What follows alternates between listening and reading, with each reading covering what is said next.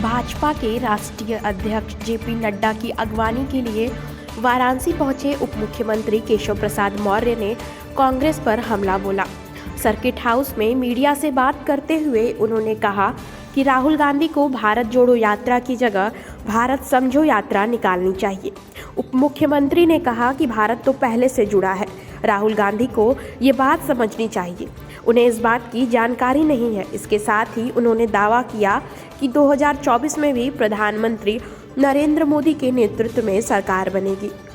RBI governor Raghuram Rajan की एक टिप्पणी से संबंधित सवाल पर उप मुख्यमंत्री केशव प्रसाद मौर्य ने कहा कि उन्होंने आज तक कभी किसी को पप्पू नहीं कहा। जिन्होंने कहा है उनसे जरूर इस बारे में पूछना चाहिए।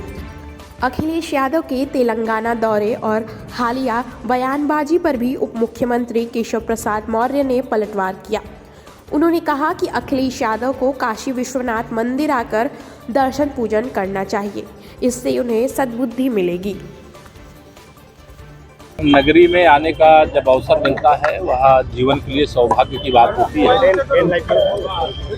और आज भारतीय जनता पार्टी के हमारे राष्ट्रीय अध्यक्ष माननीय श्री जेपी नड्डा जी का कार्यकाल बढ़ाए जाने के बाद देश के यशस्वी प्रधानमंत्री, विश्व के सबसे लोकप्रिय जनप्रिय नेता माननीय श्री नरेंद्र मोदी जी के संसदीय क्षेत्र से माननीय राष्ट्रीय अध्यक्ष जी का जो कार्यकाल विस्तार हुआ है उसके बाद शुभारंभ हो रहा है। मैं माननीय राष्ट्रीय अध्यक्ष जी का स्वागत करने के लिए काशी आया हूं और सब लोग मिलकर के राष्ट्रीय अध्यक्ष जी का स्वागत करेंगे और बाबा विश्वनाथ जी से प्रार्थना करेंगे। उत्तर प्रदेश की 80 और देश में 400 पार 2024 में भारतीय जनता पार्टी लोकसभा में पहुंचे, इसी लक्ष्य को लेकर के काम करेंगे। सर, रघुराम राजन जो पूर्व गवर्नर हैं आरबीआई के, वो कह रहे हैं कि पप्पू कहा जाना राहुल गांधी को दुर्भाग्यपूर्ण है और राहुल गांधी बहुत इंटेलिजेंट आदमी है, लेकिन आप लोग क्यों बार बार उनको पप्पू कह रहे हैं? मैंने कहा जिन्होंने कहा है या उनसे पूछना चाहिए। मैं उनको ये नहीं कहता हूँ, ये जरूर कहता हूँ कि एक ऐसे परिवार में उन्होंने जन्म लिया है जो पार्टी ने इस देश में परिवारवाद की राजनीति को बढ़ावा दिया और जिनको देश के बारे में जानकारी ऐसी नहीं, उनके सलाहकारों ने उनसे कह दिया कि भारत जोड़ो यात्रा निकालो। अगर वह भारत जोड़ो यात्रा की जगह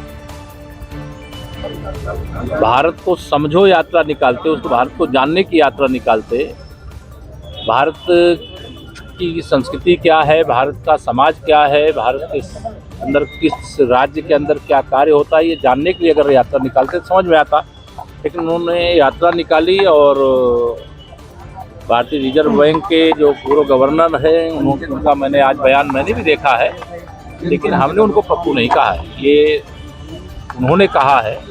और उन्होंने क्यों कहा है या तो उनसे पूछना चाहिए। मैं तो इतना ही मानता हूं कि वो उत्तर प्रदेश के अमेठी से लोकसभा का चुनाव 2019 में लड़े थे, हार गए और केरल से जीत करके भारत की संसद के सदस्य हैं और कांग्रेस के पूर्व राष्ट्रीय। वरुण गांधी का क्या होगा पीलीभीत? अक्सर जब से भाजपा की सरकार, मोदी जी की सरकार, वो मुखर रहे हैं भाजपा की सरकार को लेके, तो वरुण गांधी का जो विषय है पार्टी विचार करेगी, ये केशव प्रसाद विचार। सर, काशी में जो टेंट सिटी लगी है और बैलून फेस्टिवल हो रहा है, उसको लेकर अखिलेश यादव लगातार निशाना साध रहा है, क्या कहेंगे? से मेरी ओर से कह दीजिए बाबा विश्वनाथ जी का दर्शन कर जाएं, उनको सद्बुद्धि आ जाएगी, उनका कल्याण हो जाएगा।